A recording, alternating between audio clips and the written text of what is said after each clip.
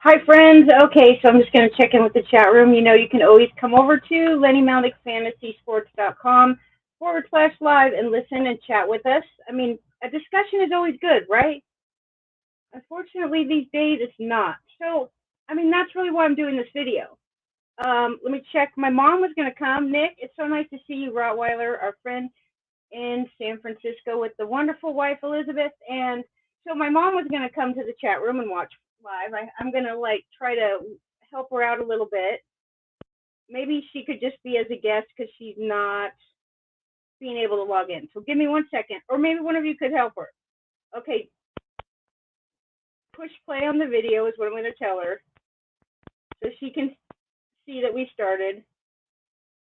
And if you do, Mom, see that we started, you can go ahead and just type in the chat room and say hello. I think it'll be fine. I think you're allowed to talk and chat around with people even though you're a guest.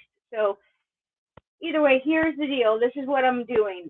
The Trevor Bauer thing, I know people don't want to talk about it. It's been made very clear to me that people do not want to talk about this. And I will not. I just can't. Because number one, Trevor Bauer is not a replacement player. This is going into last season, entering last season. Just 1 year ago today, his stats were worthy of $40. Experts everywhere were paying $40. I'm not saying it's the same thing because obviously there's risk here. There's an investigation going on against him. He stands to be suspended, and we don't know. So I think most people are just good with that. We don't want to take the risk on Bauer. He's too risky. Nobody likes him anyways. He's such an asshole. He's such a creep. Like, he shouldn't be allowed in baseball. And I just find it really pretty disappointing, to be honest with you, because all I get is cricket. So last week, Labor Draft, it's our first week of expert drafts, and everybody's fun, everybody's excited, and I broadcasted both the NL and the AL, so I talked about, or the Mixed League and the National League, Mixed League and National League. Whatever it was, I did two of them. Bauer, I was not broadcasting when Bauer was auctioned, his stats were auctioned off for $2 in the Mixed League, $2. But I was on the broadcast when we talked about the $6, but nobody talked about it. Not even one peep. Nobody talked about it. Nobody wrote about it. Nobody bothered dealing with it. Basically, the fantasy industry has just blown Bauer out of baseball. I think it's wrong. I just think it's wrong. First of all, because this person has a process that he's going through, and yes, believe me, I was as like disgusted and just, it's unbelievable the accusations made against him. And sure, if they're true, I think you should throw the book at him. But he says they're not true. And it's been now 225 days or something like that since these accusations became public. And there's been a lot of information come out. There's more information to know about this. And to think that Bauer is just going to be suspended for the season or suspended for 2 years, based on the fact that everybody else that has been punished under this policy, whether they get charges put against them in a court of law or not, they're all suspended. That is not a good reason to think that this person is going to be the same, because, and there's a few reasons why. So all I want to do is, I spent all day yesterday putting together a statement, like an email that I could send to the other people in the industry, the people that I've been trying to start conversation with, the people that don't want to talk about it, the people that are telling you how to build the best fantasy team. I want to reach out to them, but the problem with that, and I put it all together, I was ready to send it, and I thought, why would I do that? Like, most of them have made it very clear they don't want to be bothered about this player. And I think, like, really, I'm not really trying to convince them. I'm trying to make my case to you, the fan of fantasy, the people that are, like, listening to us to, why else would you listen to this show? Why else would you come? And, I mean, that's what we do. Our job is to help you win your fantasy league. And this is a player. If things work out, I mean, you make your own decisions. I'm not here to convince you that, like, Bauer's a great guy. I think he's made some stupid decisions. I absolutely I don't know him personally. I've never sat at a table and talked to him. I don't have a problem with his controversy. I don't have a problem with his mean tweets.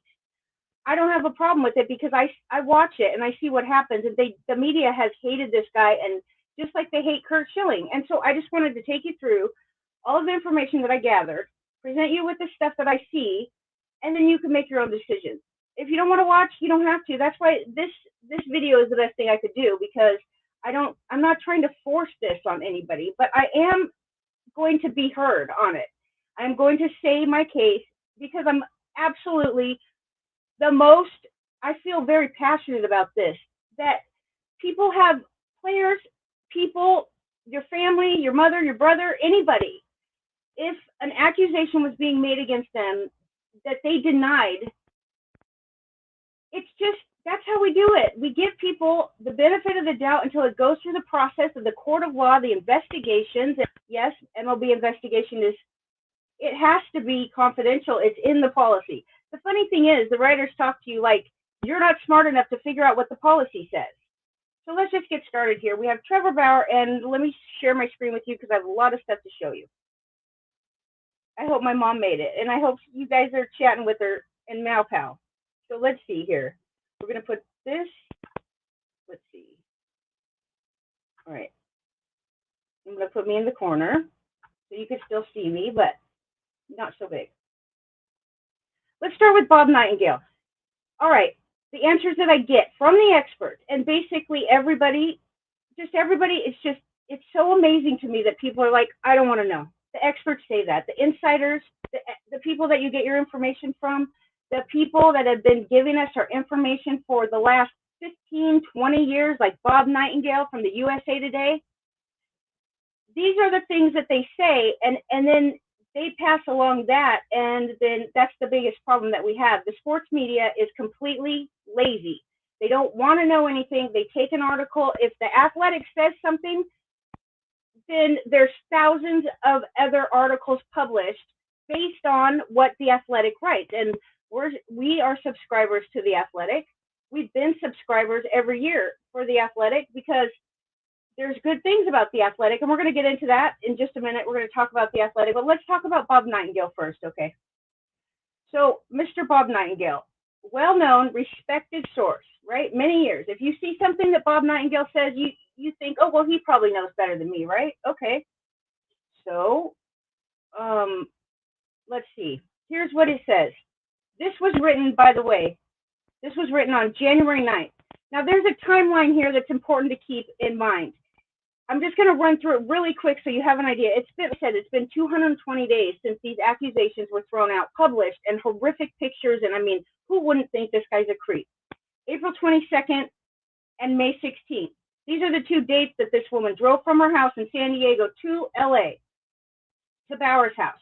She spent the night both times, 2 encounters, spent the night at his house both times, left in a fine mood, went all the way back to San Diego, decided to go to the hospital, and in her statement, in her petition, she said that she had an acute, her petition says she had signs of an acute skull fracture. And that's a big deal. When you write that in a story, it adds a whole different dimension if you're going to crack somebody's skull, right?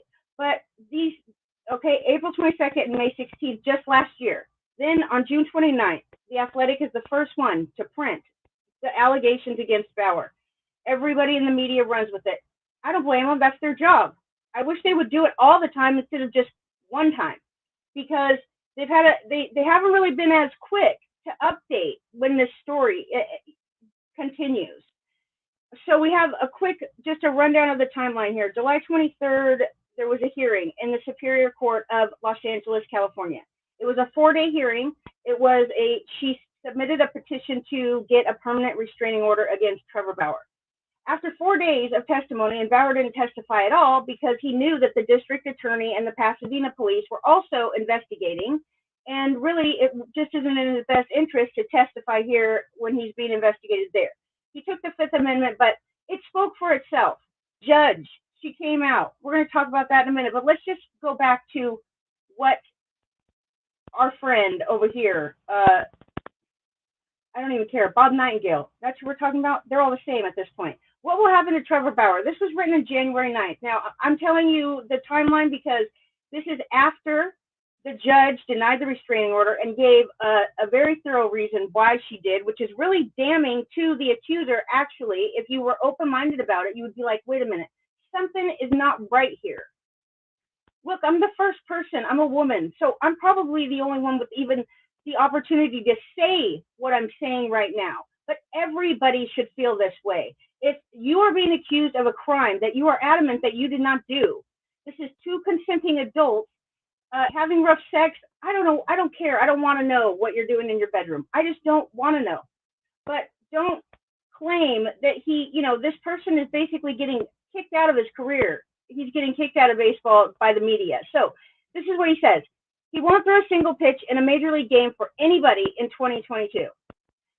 And then it says MLB still awaiting word from the Los Angeles District Attorney's Office investigating sexual assault allegations against him. Once the findings are revealed, MLB will call Bauer in for questionings, present its case, and suspend him for the entire 2022 season. He will not be paid his $45 million, but the Dodgers will remain on the hook for $17 million in 2023 when they release him. Okay, that's put to you as a statement. It is not put to you as this is what I think. This is telling you that Bauer's going to go in there, they're going to suspend him for the season, and then the Dodgers are just going to magically release him. First of all, it's not even a reasonable statement, okay? It's not a reasonable statement. Let me explain to you why. Oh, by the way, Trevor Bauer was in Arizona today, okay? He was in Mesa, Arizona. It was him, Mark Melanson, Greinke, Haniger, Bieber, Ian Happ, and many others, right? Bob Nightingale, the guy we're talking about right now, who just said that, what you just heard me saying, he says this, okay? He says this. He says, Bauer was talking with the fans, he was signing autographs, and he was doing all those things, and then he said, I considered taking questions and talking to reporters. None of you have my best interest at heart. That's what he told them. I changed my mind. Why would I? All you're going to do is say nonsense about me. They have not been fair at all. But let me just keep going here. Let me show you the contract of Bauer and why what you just saw by Bob Nightingale is a total ridiculous, unbelievable, reckless statement. First of all, there's no $17 million. That doesn't even exist. He got paid that last year. This year, he already exercised his option for $35 million. Next year, he's going to exercise another option for $35 million. And if he chooses not to, then they owe him $15 million as a buyout. If he decides he doesn't want to pitch for the Dodgers, he can take $15 million. On top of that, there's a $20 million deferred salary, which is paid $2 million a year for the next, or it was like 2031 to 2040. It's like, deferred. He also has a full no trade clause, and what he's telling you is that the Dodgers are willing to just release Bauer after he gets suspended by MLB. Based on what, though? What is this based on? It doesn't make sense. The contract is right there. So, all right, this last thing by Bob Nightingale, that's the last update that he's given about Trevor Bauer's situation. So do you blame everybody in the free world, Bob Nightingale, for the last however long, 20 years, okay, writing his opinions, voting on who gets to be in the Hall of Fame, which is another problem, by the way. We'll discuss that in a minute. This guy has not updated anything. He has not updated this idea that Bauer is going to be suspended, and he's so sure that all of this is going to happen. What about the update? What about the fact that the district attorney refuses to prosecute based on the fact that this woman couldn't even meet the low bar of a restraining order because her testimony was materially misleading to the judge? The judge said some other stuff that we'll talk about. So what's he done since January 9th? He's written 26 articles about the baseball lockout, giving his opinion the whole way. Like, this is why this, blah, blah, blah. Anyway, 26 articles about the lockout, and then you get this. Let me show you this. Here's one. Okay, this is what brings up the Hall of Fame. Why my Hall of Fame ballot includes some PED, but not A-Rod? All right. Well, the Hall of Fame was made for players that finish their career with good stats, the best in the league, the best in baseball. You play in the league for so many years, and your stats end up being with the top 5%. You deserve to be in the Hall of Fame. End of line. These guys are. Hold on. I don't even want you to explain to me why your ballot includes steroid users, okay, but not A-Rod. I can already answer the question myself. You don't like A-Rod. Actually, I did do a little digging about this, and I figured out why, okay?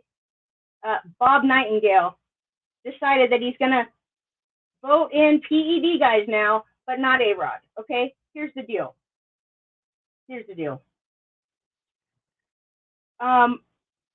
He's not going to vote in A-Rod because A-Rod was suspended after MLB came up with the policy. Do you remember when MLB was forced into acknowledging that players all over baseball were using drugs? You remember? Like, nobody wanted to talk about it. The owners liked it. The managers liked it. The players were fine with it. I mean, it was the thing to do, right?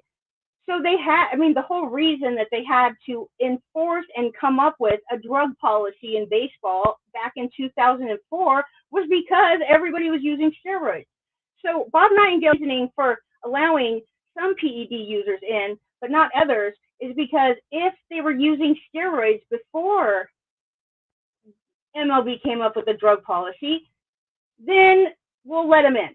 If they used and got caught after the policy was in place, then they're an embarrassment. They should be an embarrassment of themselves because their team was suffering when they were out with suspension. So basically what you're telling me is that, these guys were doing steroids so much. Barry Bonds and Clemens specifically is who I'm talking about because that's who he put on his ballot. That now he's willing to vote into the Hall of Fame. Barry Bonds and Clemens, because they used steroids before MLB came up with the rule, but MLB came up with the rule because of them. So if you, I don't understand the explanation. I'm just telling you what it says, okay? I'm just telling you what he said. So I'm looking at these things. I'm looking at the articles that this guy has written since the last update on Bauer, which he hasn't updated still. He says that now, okay, hold on, the debate over the steroid use, this is another article that he wrote. Hall of Fame was made for players like this, but he's not getting in. Clemens, right? He's talking about how the Hall of Fame was made for him, but he's not getting in. Okay. And then the next article that he writes about the whole Hall of Fame thing is that the Baseball Hall of Fame steroid debate is mercifully over, right? Because David Ortiz got in, right? So now now it's okay, because now that David Ortiz is in and he used steroids at one time, it's okay now to get steroid guys in. Also, it's okay to put David Ortiz in because he wasn't officially caught doing steroids. He was tested by MLB when they were trying to figure out the best approach to coming up with a drug policy. They told the players, if you're willing to voluntarily test for us, we will keep it, nobody will know your name, and the results won't be made public. We're just doing a survey. We want to test the most players in baseball that we can to see how rampant this is, okay? David Ortiz, okay, volunteers to do the test, comes up positive, he's in the report. The report was never supposed to be made public, but his name was in there, okay?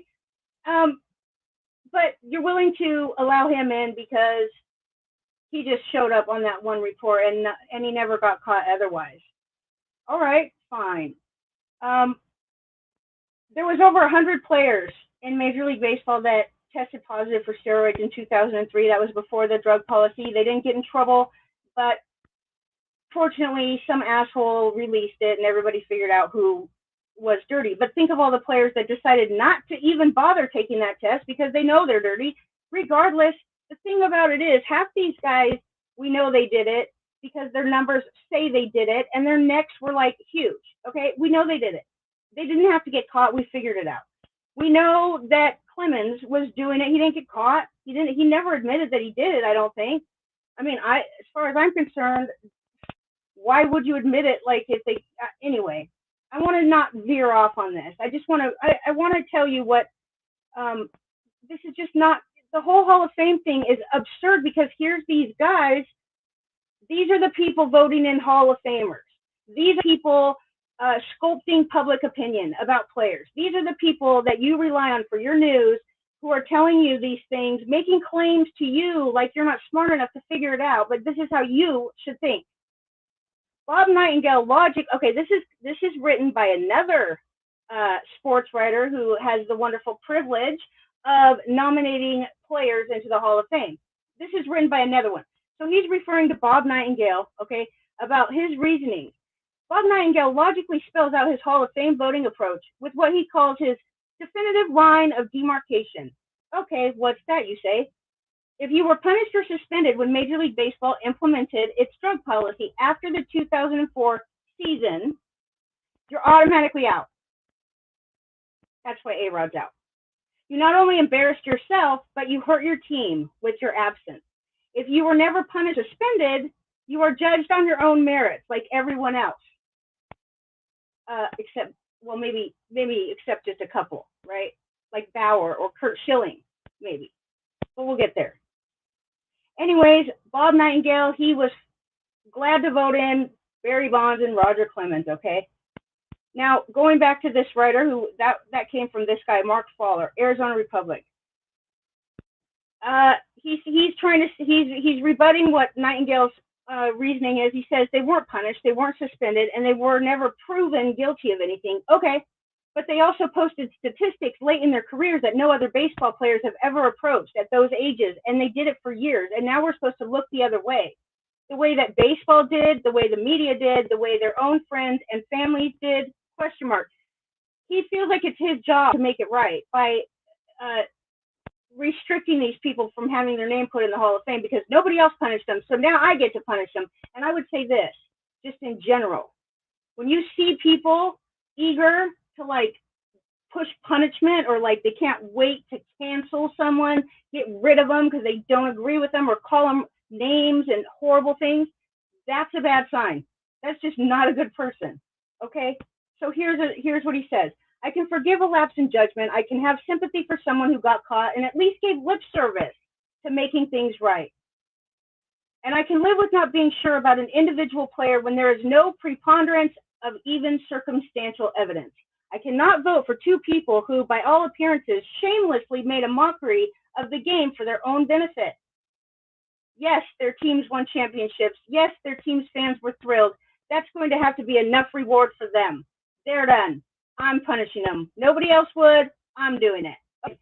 So then he says, the rest of my ballot, along with Ortiz, is Andrew Jones, blah, blah, blah. Gary Sheffield.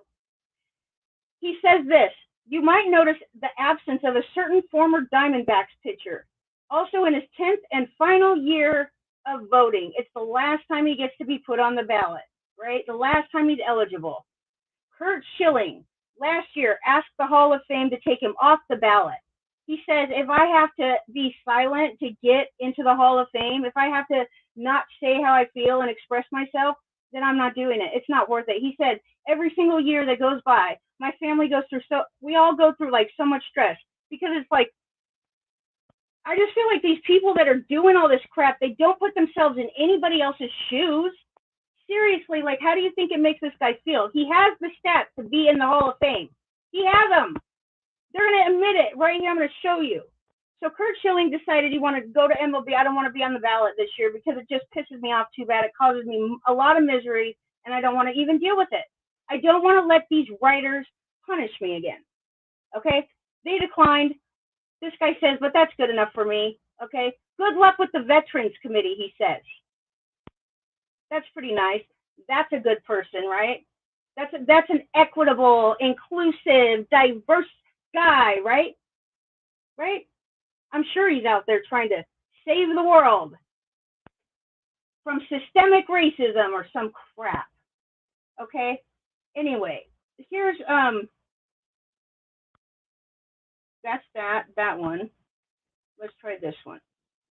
All right, so here's what we see when he says I'm good with that. He says Schilling's on-field accomplishments face little dispute, but he has ostracized himself in retirement by directing hateful remarks towards Muslims, transgender people, journalists, and others.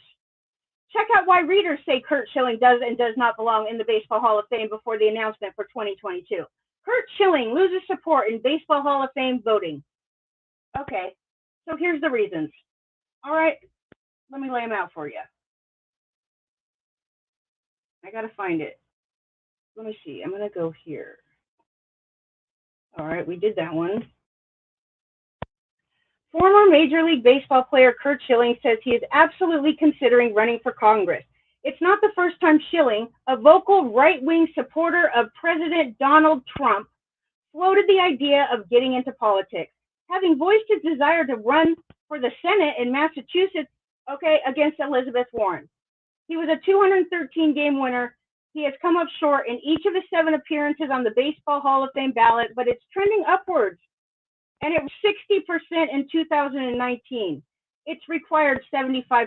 So I'll give credit to 60% of the baseball writers who are deciding whether or not a player, after 20 years, of baseball, never got in trouble, never got suspended, never did drugs, never actually. I remember a time when he literally won the World Series for the Red Sox, who hadn't won a World Series in 80 years, with a sock so full of blood. I mean, this guy did nothing bad. He's a pillar of his community. People in his community like him. He gives to charity. He has a couple of charities, actually. He does more things for people than any of these writers combined. I can't say that for sure, but I would be willing to bet it. All right, so here's what we do. It says, this is from Fansided, but Fansided gets all of their information from guys like Bob Nightingale, Jeff Passan, who we're going to talk about in a minute, and The Athletic is the king of the source. If The Athletic publishes something, 100% chance that there's going to be thousands of articles published based on what The Athletic says. So, all right, so then they talk about how he put a meme up one time. This is how he attacked Muslims. He put a meme, he retweeted a meme that had a picture of Hitler in the background. And the words on the meme were, only 5 to 10% of Muslims are extremists. In 1940, only 7% of Germans were Nazis. He was trying to make a point that, I mean, whatever, take it for what you will. That's the meme that they're going off of. The other thing, they said he attacked transgender people. He retweeted a meme that said, it had an image of a big man in a skirt, a hairy, like a wig on and a purse and high heels. And it said on it, let him into the restroom with your daughter, or else you are narrow-minded, judgmental, unloving, racist bigot who needs to die. He basically got fired from ESPN for that tweet. It says he endorsed lynching journalists. Let me show you this. This is pretty good. Okay, hold on. I got to show you. There's a picture here. This is it right here. I hope I'm sharing my screen still. You see it? Okay, this is what he had. This is what they consider endorsing lynching of journalists. Well, I mean, how would you feel if all these people were just spouting out what a horrible person you are because you voted for Trump? Maybe if some of you voted for Trump, we wouldn't be having all these problems right now. But that's a whole other story. And, you know, you're an adult, but come on. I see what's going on here. This is not right, what's happening. This guy did not make the Hall of Fame based on the fact that they say that because he said Hillary Clinton should be buried under a jail somewhere, a prison. Well, there's plenty of reason for people to believe that she deserves to be in jail, at least. I mean, if you don't, then you're not trying to find the information, because there's plenty of things. I mean, they don't call the Clinton crime family for nothing. So because this guy says that he's not welcome, hold on a minute. Let me see what you say about him, though. You're saying stuff about him. He supported the January 6th insurrection. No, he actually supported a peaceful protest in a country where that's allowed, because we don't believe that the election was fair. These people are allowed to go and say their piece. Let me tell you what, January 6th is nothing but it's nothing but a sideshow. I mean, it's unbelievable how the people have run with this and acted like there's some huge, you know, an insurrection has weapons, right? People actually carry guns into there. Like, if you're trying to overturn a government in the United States of America, you don't just go there and walk through. You don't put your feet up on the desk and, like, rip some posters down. An insurrection is a serious thing, and not one person is charged with that. And it's over a year later, but nobody cares about that, right?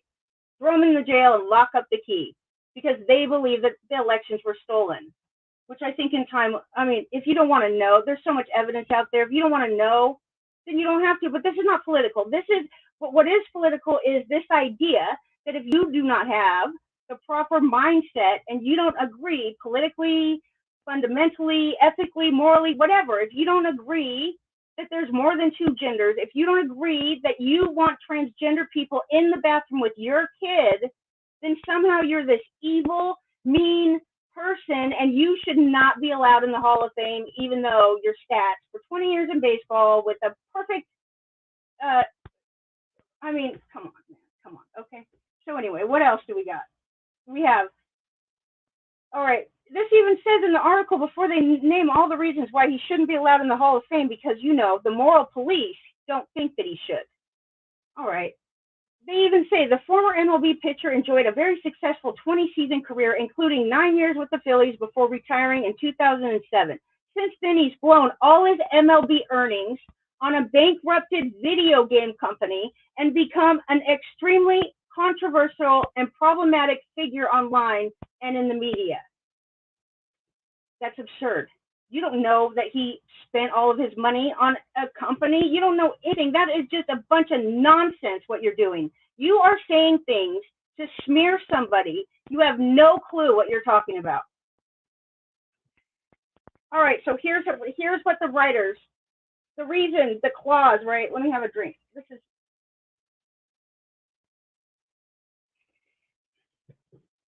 the character clause for Hall of Fame, right? This is what the readers go by. This is more important than stats, by the way, if you haven't noticed. Voting shall be based upon the player's record, playing ability, integrity. These people are deciding who has integrity or not. Sportsmanship, character, and contributions to the teams on which they played. So it's kind of like if you did steroids before you got punished, then you're allowed in. But if you did steroids after the rule came out, you're not allowed in. It's just that simple because integrity, right? Character. Okay. Speaking of not being invited to things, the Boston Red Sox celebrated the 2004 World Series, the World Series Game 2 of the 2018 World Series, and they didn't invite him. Okay. The world has changed a lot in the decade that Schilling's been on the ballot, and that's a good thing, right? Athletes no longer get a free pass or as much of a free pass for being a terrible person outside the field, right? Just because you're a good athlete, you're not allowed to be a bad person. Okay, and that's why the argument that the hall is already filled with problematic people doesn't hold water. It implies that society has learned nothing from our mistakes and wishes to remain rooted in past of racism. Okay, hold on a minute. Do we always have to bring racism into something? Basically, if you allow Schilling into the Hall of Fame, you are holding on to a system of racism, rooted in racism and insensitivity and exclusion. Sports are supposed to be for everybody, but Schilling has spent years making many groups feel like outsiders and the enemy, like they were other. And because this country is all about freedom, he was allowed to do that.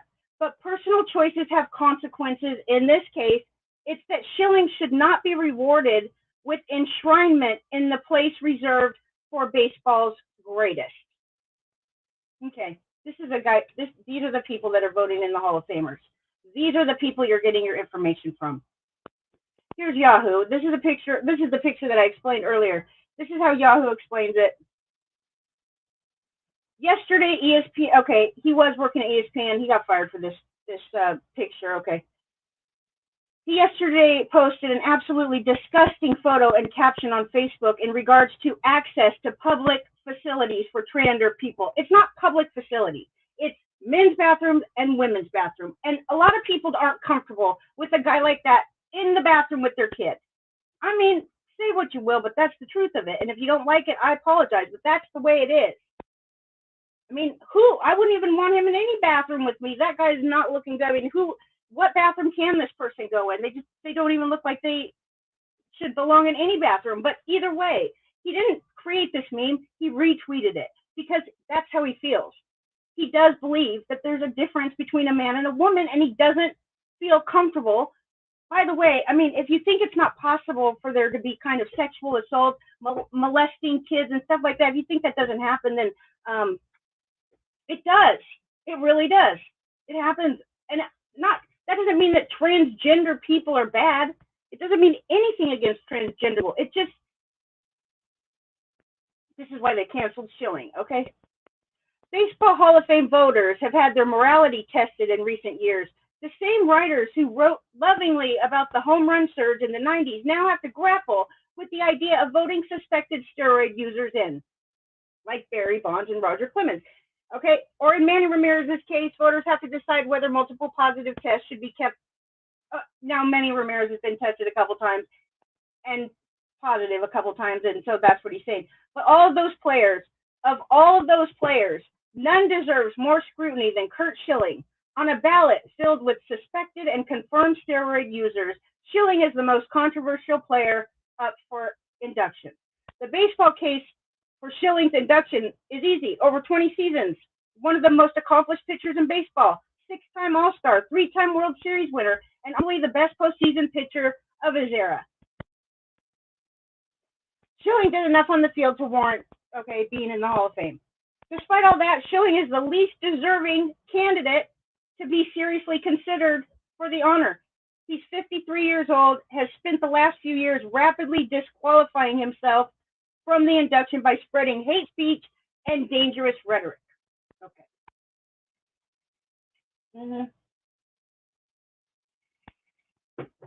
Kurt Schilling is relevant to this conversation so much. Okay, I'm not just veering off on this.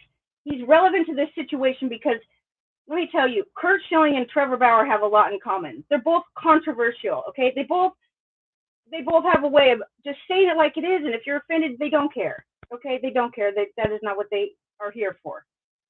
But the media from day one, Bauer has been, because they treated him like shit from the minute he came to Arizona with his shoulder tube, they treated him like crap. They said, what is that stupid thing? What is that thing that he's doing? He has unique, weird warm-up where he does his throwing from across the ballpark as far as he can. He has a shoulder tube. It looks weird. So what?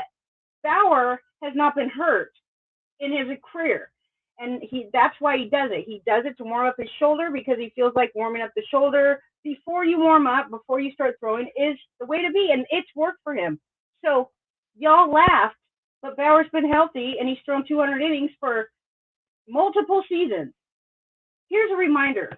Bauer is not some replacement level player, okay? This is an impact fantasy arm. This is 200 innings, 250 strikeouts, and it will be a game changer if I'm right about what I think, which is that I do not believe that MLB has any way to meet the burden of proof on these allegations. There is absolutely nothing in the joint domestic policy that this could fall under rough consensual sex with a woman in your own bedroom as adults. That's what it is. That's what he said from the beginning. Hold on, there's more. I just wanted to remind you that this is why we're talking about this. This is not. I've been a fan of Bauer forever. You know that, and I'm sure some of you are thinking like she's going to be biased. She's going to take his side. She's been a fan of Bauer forever. Okay, I was absolutely horrified. Here it is, The Athletic. First to break the news. Of course, they're first to break the news. They have great in-depth stories. They have the best writers in baseball. This is why we subscribe to these people. This is why. So here's the original article that came out June 30th last year. Graphic details, photos emerged. It was a horrific article. It was hard to read. It was hard to swallow. And it was really disgusting accusations that are absolutely horrific. And basically that he fractured her skull. He punched her in her private. He punched her in her face. He did all these things. And then you have to read on, because if you do take note, this story has been updated with more information about a July 23rd hearing, additional communications between Bauer and the woman, and additional information about her medical records. But do you think the author of this article tweeted that there's updates to this story? Did they make it on Twitter? Did they say on Twitter, or on, who comes back and reads an article that they've already read? That's why these retractions are useless, because once you print it, it's too late. People don't go back and read it just, to find out if anything's changed. That's it. You put a retraction on here, fine. That's fine. At least you did that, right? There's another retraction, an update in the middle of the article. But they don't take out the parts that have been proven to be not true. So I highlighted it here, and I say, the alleged assaults described by the woman, which are extremely graphic in nature, happened during what she said began as consensual sexual encounters between the two. According to the woman's declaration attached to the request and obtained by The Athletic, you see, The Athletic they were the only ones to get it, the first ones to get it. They got the petition from this girl. It's like a 5-page or whatever she wrote to the judge to make her case to get the restraining order. It's her petition coming from her words. It's her story, but attached to that story, okay, a part of the documents that The Athletic got were the medical records. And the medical records, I'm going to show it to you. It's 1 page. Why would The Athletic choose to print a person's word, like a one-sided thing, like this is what she said, when you can look right there and see that what she's saying is not true? But hold on, here's what it is. The Athletic. She suffered injuries as a result of the second encounter, including 2 black eyes, a bloody lip, bruising and scratching on one side of her face. In the woman's declaration, signed under penalty of perjury of California state laws, she said that her medical notes state that she had significant head and facial trauma, and that there were signs of skull fracture. Here's the update they put in, okay? After the judge came out and said, no, you have given us materially misleading statements because what you're saying does not match the medical records that you gave us. After publication, Trevor Bauer's representatives, they have gone around and forced these media outlets to print these updates. They had to call them all up, send them letters, say you have to update this, is not truthful information. And they all kind of did in their own half-assed little quiet way, right? The only one that didn't is Deadspin. Deadspin is getting sued by Bauer right now, and that, I don't think he's going to win the defamation case because he's a public figure. However, there's a trove of information in there that I didn't even know until I saw it. Case filed in the court of law by his lawyers about defamation from Deadspin explains the whole thing. It tells you where it started, how it happened, all the websites, ESPN, Sports Illustrated, The Athletic, and I could go on and on, all issued retractions. But do you see their insiders out telling their social media followers anything that they updated or changed this idea that Bauer's going to be suspended for 2 years and then released? None of them. Update. After publication, Trevor Bauer's representatives emphasized that medical records showed that while the woman was initially diagnosed with signs of a skull fracture, this is so shady, dude. This is misleading. Initially diagnosed with signs of a skull fracture. The CT scan found no fracture. Okay, so that's good, but the majority of the people don't know it because they don't want to know it because Bauer's a creep and you need to hate him, and that's how this media is treating him. So yes, I'll give him credit for doing the update, but only if they had to. They were being forced to by his lawyers, or else they were going to be sued for it. That's just sad. Here's Jeff Passan. Everybody loves to use this. This is a huge article. It's been referred to in reasons that were given to me about why people think that he's going to be suspended. Of course, it was updated last on February 9th, the day after the district attorney decided to drop the charges. So now you have a 4-day hearing where a judge refused to give this girl a restraining order. You have a district attorney who did a thorough investigation and says that there's absolutely no reason, or they have nothing to prosecute him with. And the media, no, he's going to get suspended by MLB because MLB can. Okay, let's see. Here's Jeff Passan. So this was updated February 9th, and he still has in his article in August, right? back in August, when we didn't have any information yet, and we only just had this girl's accusation, sources around the sport means nothing. It's useless garbage. Sources familiar with the process, useless. They're telling you that you're not smart enough to read the policy and understand how it works. Well, I mean, sources around the sport told ESPN that they expect the league to levy a significant suspension. Further, front office officials questioned not just whether the reigning National League Cy Young Award winner would return to the field with the Dodgers, but whether any team in baseball would be willing to roster him after multiple women accused him of abuse. That's another whole thing. It's easy. Okay, you read that. Jeff Passan. All right, he's pretty honest, right? Okay. ESPN spoke with more than 24 sources. Okay, who are they? Executives, owners, lawyers, players, and others familiar with how the league's domestic violence policy operates. Oh, so I need you to tell me how the domestic violence policy operates. Okay, and then they say, that's how we assess his future. Well, MLB and Bauer's camp declined comment. The picture that emerged is one in which Bauer will remain a prominent in baseball, even if he's not in uniform, because he's going to protest the discipline and try to salvage his career. Okay, well, yeah, I think anybody would, really. Okay, so this is what the policy says. It doesn't say that the MLB can suspend you willy-nilly. The MLB has suspended every player that has fallen under this policy, that has been found to break rules. Every one of these players, there's 14 of them. Every one of them agreed to their punishment, actually sat down with MLB, and anyway, here's what it says. It's pretty straightforward. I was told the other day that I might be reading this policy different than what other people are. But the insiders say, right, that the policy, burden of proof. In any case involving discipline imposed under this policy, the commissioner's office has the burden of proving that the player committed a covered act. So it goes on to talk about what everybody spouts out about how a criminal conviction is not necessary for MLB to suspend a player. That's because you don't have to break the law to break MLB policy. It's simple. You don't have to break the law to break MLB policy. That's why they do their own separate investigation to see if you broke company policy. It doesn't matter if the court decides that you're guilty. It's two different laws. It's two different separate lists of things that you have to do. But the player, okay, so here's what it is.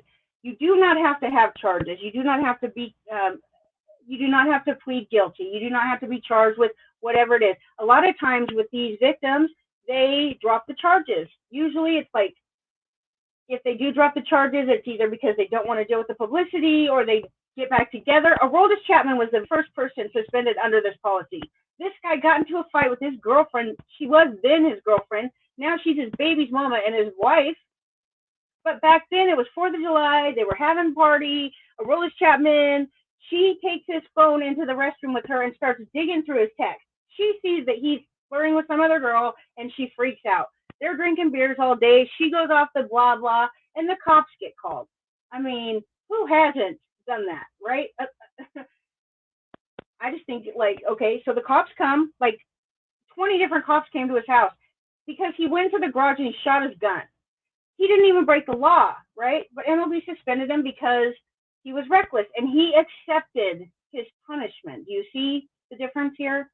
When they say, oh, I shouldn't have got into the fight with my wife. Yes, we have a volatile relationship. Yes, I'm willing to take treatment. The MLB lays it out. We want to give you treatment, family therapy, counseling, anger management. We want to help you get better. We want to help you mend your relationship.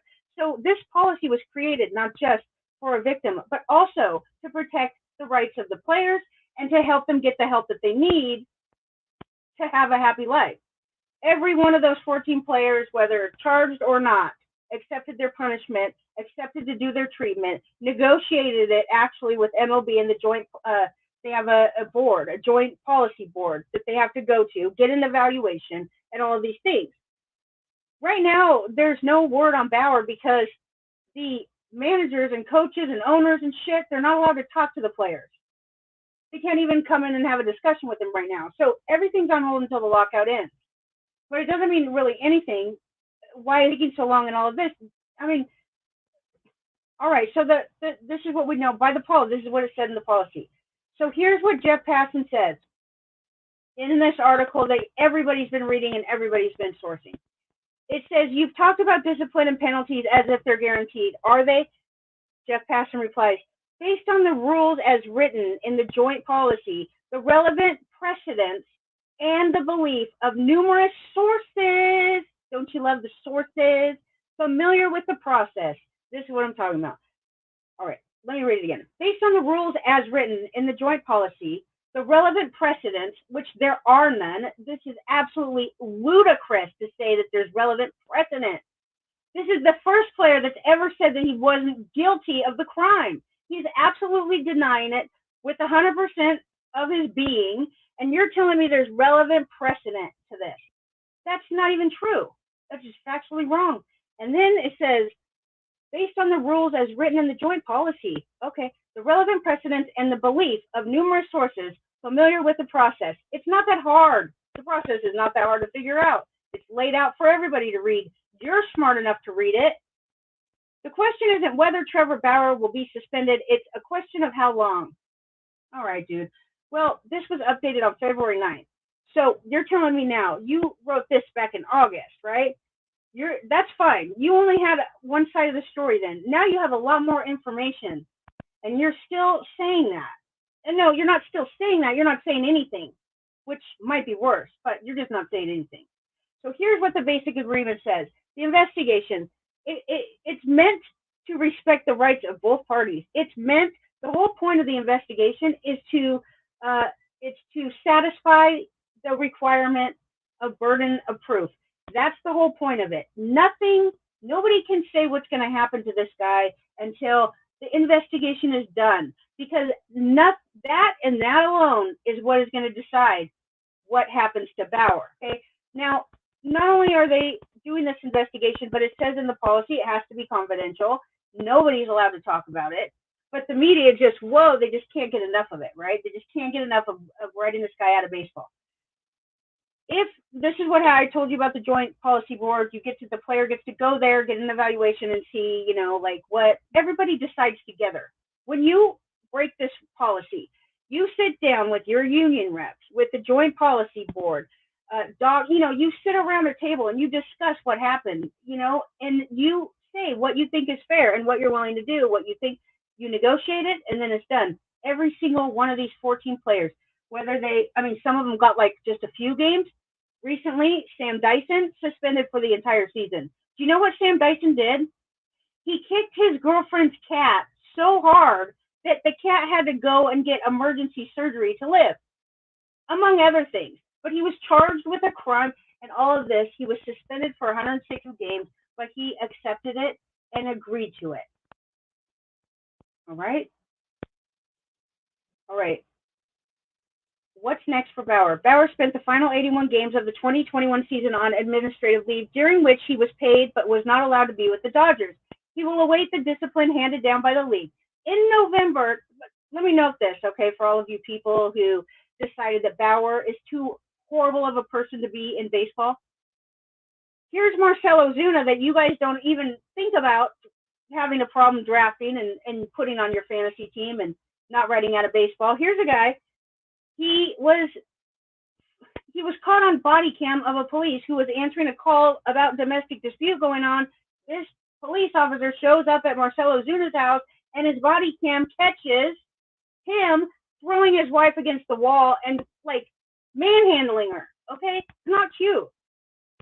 This guy actually got felony charges lowered because he agreed to go through all of this treatment. He was suspended for 20 games. And guess what? Because they, as soon as this stuff happened, they put you on administrative leave, just like they did for Bauer, which it lists right here. 81 games he spent on administrative leave. They said those 20 games are retroactive to last year.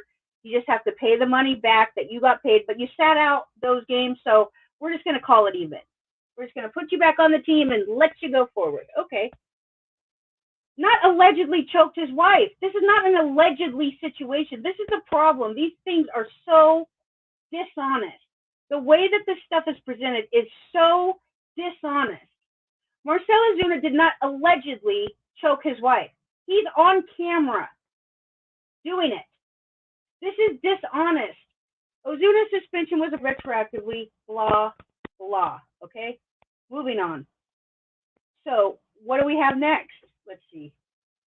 I don't know. My computer is like, no, I'm not trying to do this. All right. It goes through this is from the domestic joint policy, MLB policy under domestic violence. There's 3 things that they could say that he did wrong to break this rule. Child abuse, that's out. We don't even need to talk about it. Domestic violence, okay. Sexual assault. Let's see if Bauer fits into any of these, okay? Domestic violence is a pattern of abusive behavior in any intimate relationship. I'm not even going to read this. It's nonsense, but it's in the policy. It straight up defines everything in the policy. Like, all right, so you broke the policy. All right, well, here's what this means. Sexual assault, this is how it's defined. It refers to a range of behaviors, okay, but it basically refers to somebody like forcefully, non-consensually forcing sex on somebody, either by intimidation or, extortion or whatever, for whatever reason, bribery. It's an attempted non-consensual sex act. We already know by everything already says. She never denied that this was consensual. She never denied that this was a consensual between 2 people. In fact, there's so many text messages that show exactly. She says in text. By the way, I mean, it couldn't be like one more. You have a conversation of these 2 people back and forth about how much you want rough sex and Bauer says, what do you want me to do to you? And she lists out the stuff that she wants him to do. She tells him that she likes to be choked. She tells him this, let's try this. I can't wait to see you. She comes there. They do whatever. She drives home. 2 weeks later, she comes back. And in the meantime, she's telling him how much she loved it, how she couldn't wait to do it again, and what she wants him to do to her next time. This is what I want next time, even more. I can't wait to be unconscious again. He swears he never had sodomized her at all. He said not one time. By the way, Trevor Bauer put out a video after the district attorney dropped the charges. There's an easily accessible video that Trevor Bauer is finally able to talk about his own side of the story. How many people in the industry, how many experts, and how many MLB insiders actually listened or watched that? They don't care. That's wrong. Here's what the judge said for the restraining order. This is quote by the judge in her decision. We consider in a sexual encounter that when a woman says no, she should be believed. So what should we say? What should we do when she says yes? According to her, Bauer honored her boundaries when she set them, and she said Bauer couldn't know the boundaries if she didn't express to him. She said, let me be clear, the injuries as shown in the photos are terrible. However, in her communications with Bauer, the woman was not ambiguous about wanting rough sex, okay? In the party's first encounter and wanting rougher sex in the second encounter. I'm still quoting her. If she set limits and he exceeded them, this case would be very clear. But she set limits without considering the consequences, and respondent did not exceed limits that the petitioner set. The judge said the woman wanted a more serious relationship. Bauer was not willing to give that to her, and take that for what you will. But as a woman, I will say this. The first thing that comes to my mind is a woman scorned, okay? It's not the first time that a professional athlete has been in dealing with something like this. The judge said the woman wanted more, and she also said that her petition was materially misleading. So was The Athletic, because this person writing this article for The Athletic decided to use this woman's statements instead of the actual medical records. And why don't they just publish the documents? Why do you have to summarize everything for me? Why do you have to tell me what I should know? Why do you have to tell me what I need to know? Just give me the documents. Do what your job is. Post the news. Give me facts. They don't do that anymore. It's a very sad thing, believe me. So going on to Jeff Passan, who I have lost every bit of respect for, and Bob Nightingale, and anyone else who continues to spout this nonsense, completely wrong, accusatory, and basically trying to, these media people, they are sculpting public opinion about people. They are sculpting. They have someone's life in their hands. But because they don't like how he thinks, they have no problem telling everybody and hoping that he gets out of baseball forever. It says the expectation around the sport is that the league would pursue a suspension of at least 1 year. Based on what? Based on what? I don't get that. Multiple sources, though. Let me tell you how many times Jeff Passan uses sources in this statement. Multiple sources suggest a possibility of a 2-year suspension. Okay. The league has been tight-lipped about any potential discipline as the investigation remains open. That's because they have to be. It's part of the process. Remember, don't you have sources that understand that? It says in there, you cannot tell anybody. So these people have no more information than you or I do. But they try to tell you that you don't have the capability of putting these things together, and they just don't want you to bother looking. All right, even without a sense from inside the league of where it's leaning, sources cited a confluence of factors leading them to believe that this could be the longest domestic violence suspension since the implementation of the policy in 2015. All right, so you got a guy here. He's telling you that even though we don't know what's going on inside, sources say that there's a whole bunch of reasons why they believe that this is going to be the longest suspension ever put forth under this policy. Do you know how ridiculous that is? It's nonsense. Tell me what these factors are. Just tell me what are the confluent factors, okay, leading them to believe. It's bullshit is what it is, okay? And then this guy goes on to say that pretty much everybody who's ever been asked about what they think is going to happen to Bauer, they all say that he will never throw another pitch in MLB. Okay, the guy is owed $100 million. He's already exercised his player option.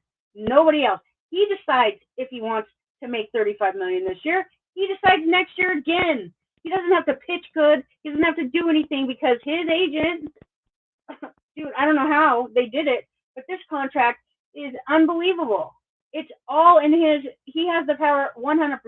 And people say, oh, well, the Dodgers should just release him.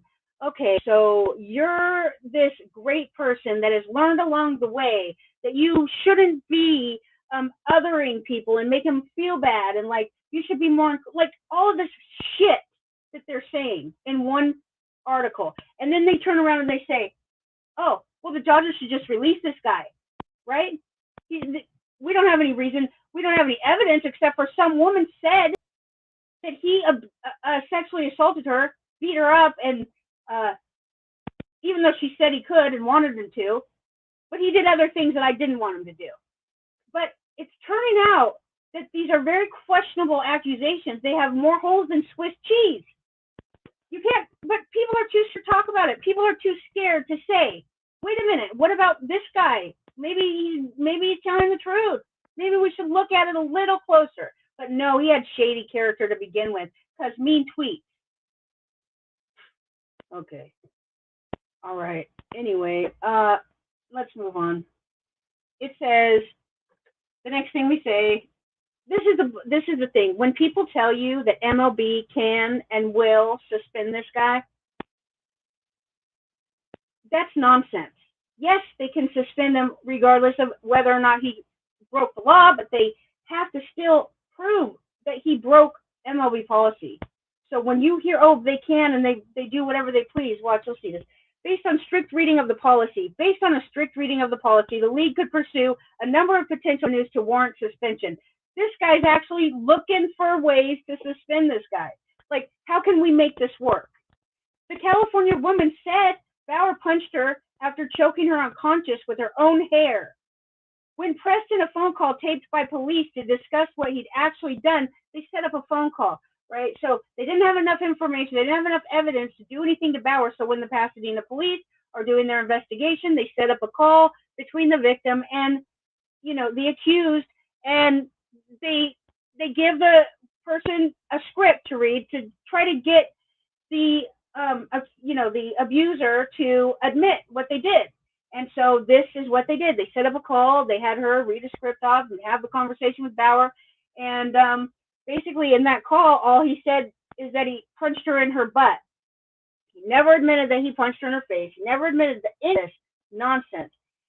But then this insider, this reputable MLB sports media writer who is supposed to be honest and fair, he says even if the woman can't prove other allegations about Bauer than punching her in the butt, the existence of that admission could constitute a completed non-consensual sex act. So what he's saying is that even if nothing else, even if all we know and what he admitted to, which is to punch her in the butt, even if we can't find anything else wrong with this, we still have reason to charge you with non-consensual sex.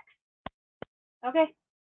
Apparently, this guy doesn't find it necessary to actually read all the text messages and the judge's decisions and the district attorney and everything.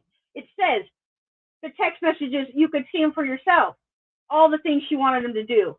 I don't think she said punch me in the butt, but she sure said a lot of other things. When they talk about, this woman said Bauer punched her, choked her, unconscious, with her own hair.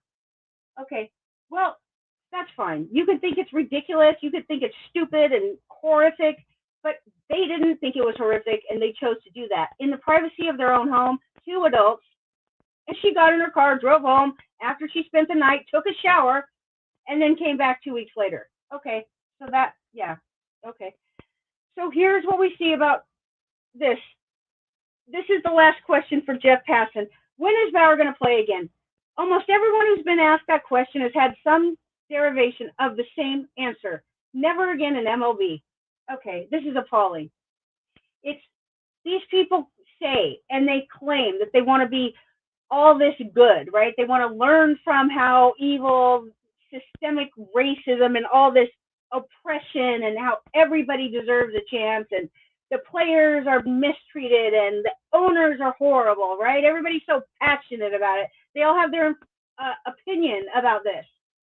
Well, let me say something about that. Actions speak louder than words. And so what you're saying is that everybody, all the players deserve their rights and their freedoms and they deserve to be treated fairly, except for people that you don't agree with or like in a personal manner.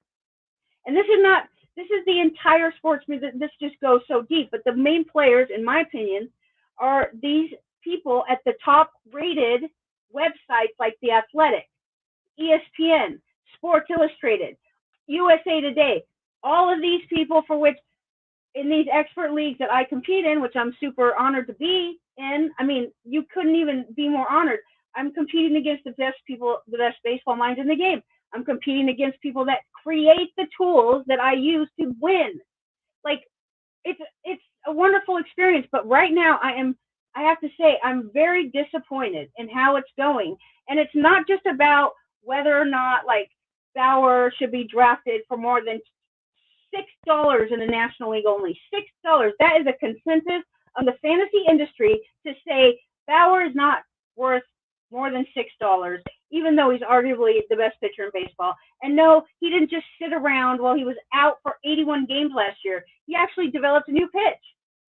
So just add that to his numerous other pitches that you guys can't even figure out what they are. So, like, what? No. And the reasoning that these people give to me, these experts in the industry, and these, people that are, when you ask them a question like, why wouldn't you draft Starlin Castro? They know an answer. They have an answer, a reasonable one. They say, oh, well, he can't hit lefties, or he bats at the bottom of the lineup, or he doesn't steal bases anymore, or, any one of a number of things that they say because they know everything about these players and why they're not or they are drafting them.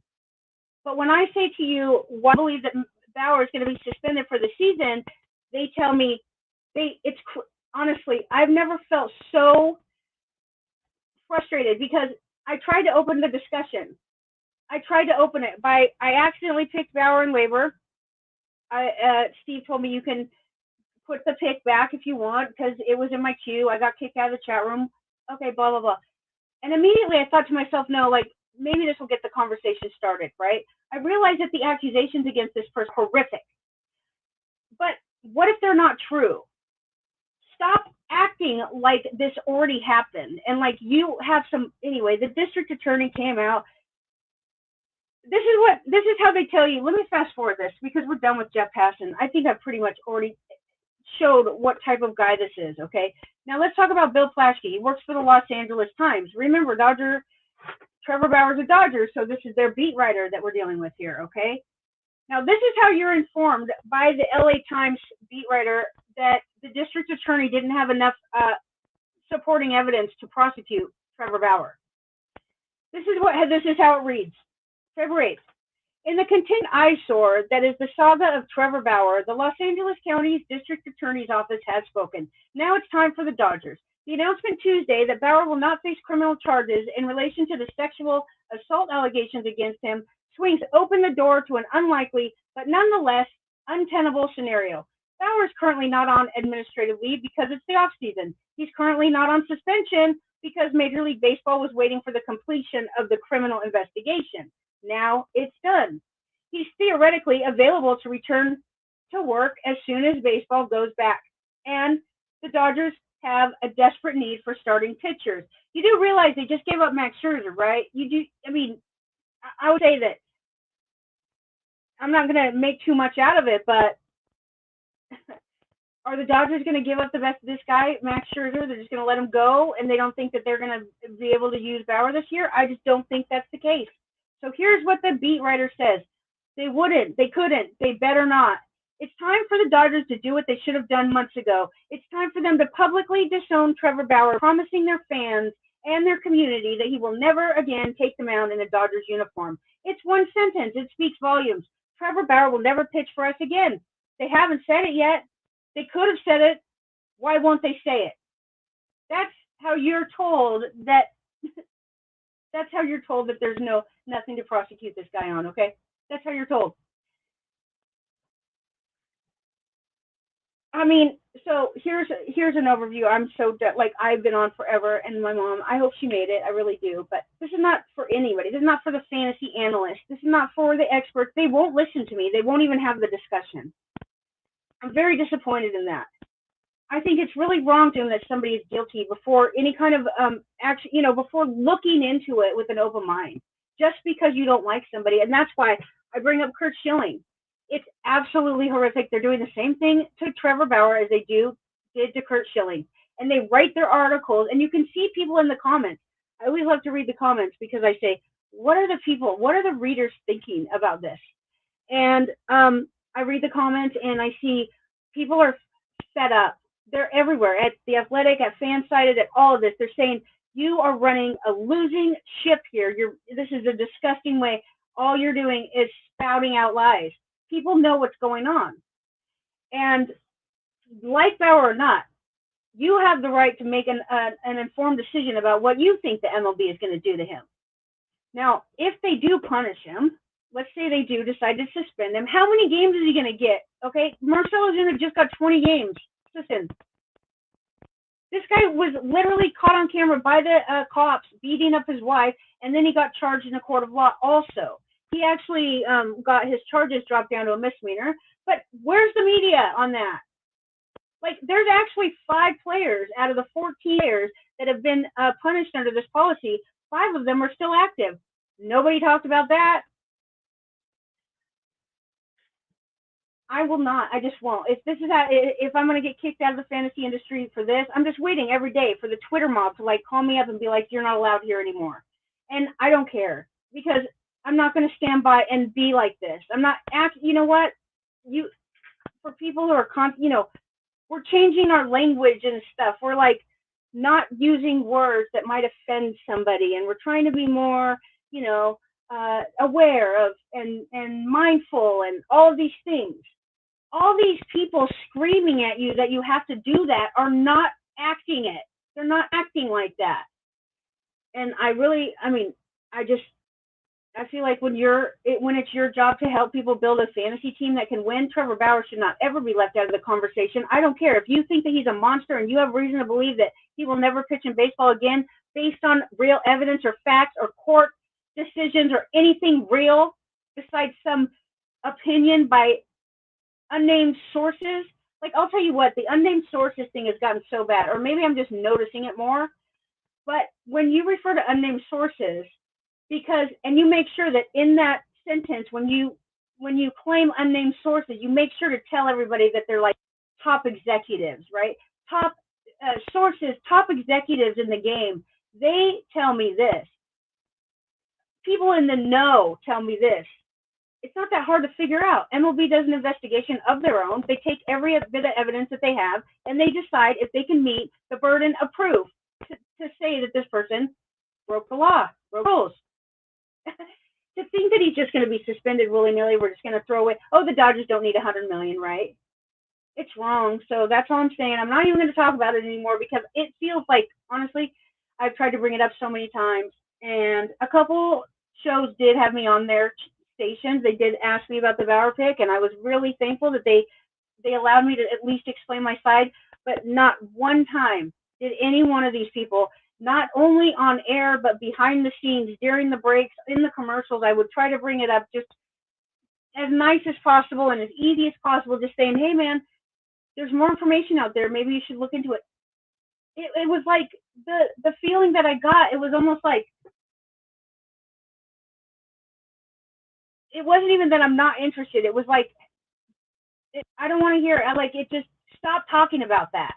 Stop talking about Trevor Bauer. Stop it. And I just say, okay, I say that, you know, I talk to my producer. I spend time on my phone with my producer. I say, well, what am I allowed to say about this? I really feel passionate about this. I feel like this is being railroaded. I feel like this person is not being given a fair shake here by the media. And every single legal process that we have has it turned out to be not what they're telling you. And like, what place do you have if you can't even update your so now I wonder if Jeff Passan still feels, I wonder if Bob Nightingale still thinks that Bauer to be suspended will never throw another pitch in baseball. I wonder, because we don't know, because he hasn't updated. He's too busy writing about why he has some PED users that he's voting for to get in the Hall of Fame. Forget it. Just please make it stop. The Hall of Fame is for the best players, statistically. It's not for you or them or anybody else to decide who has integrity, character, and whatever you think it might be. Because maybe you think isn't character. Maybe the fact that what you say on Twitter doesn't follow in line. I thought we're trying to be inclusive. I thought we weren't trying to other people. All the people shouting those words are the people doing those same things. That's it. I hope you guys all win fantasy. I really hope. Make a decision. Make a well-informed decision about the risk with Bauer. Yes, there is some risk. There's a chance that MLB suspends him. But as I said, he's already served 81 games. So unless they suspend him for 90, which I don't think that they can, I don't even think they have enough to suspend him for 1 day. So unless he's going to fight it. If they suspend him for 1 day, they say, okay, that's retroactive till last year. If they suspend him for 50 games, which, these players that got these big suspensions, really, look at the 14 punishments that have been going on. Look at the 14 punishment under this rule. They're like 20, 30 games. Even, what's his name, and the pitcher in New York that we were mad at for a while, and like none of his teammates supposedly liked him or wanted him back on the team, according to the insiders, right? They say, oh, his teammates don't want him back because he, beat up his wife or whatever. After 6 months later, nobody cared, but he served a suspension, and it ended up being like the end of 2020 and the beginning of 2021. And it was like 40 games, but this guy was like, he had felony charges against him, like literally got, there is something to be said. No, they don't have to have charges against you, but when you're actually caught in the act doing it, and you get charged with it in a court of law, and you spend some time in jail over it, and you have a felony on your record now, that's pretty serious. That's a serious situation. Nobody cares. Nobody in the media cares about that. It's not right. So that's all. Thank you for listening. I hope you guys have a good time. I'll see you Sunday. We're going to do tout next weekend. And that's it. Thanks for listening.